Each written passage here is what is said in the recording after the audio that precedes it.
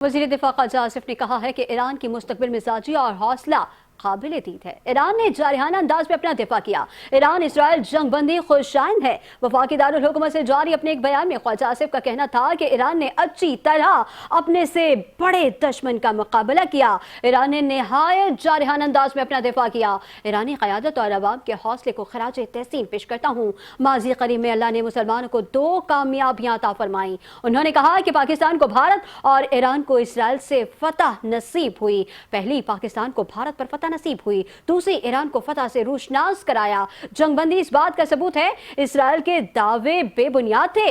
वज़ीर दिफा का मज़ीद कहना था कि 2 जुड़वा फतूहात आलम इस्लाम की कामयाबी का सबूत है। बस अब दुआ है अल्लाह गाज़ा के मुसलमानों पर रहम करे। फ़लस्तीन और गाज़ा के मुसलमानों के लिए दुआ को हैं।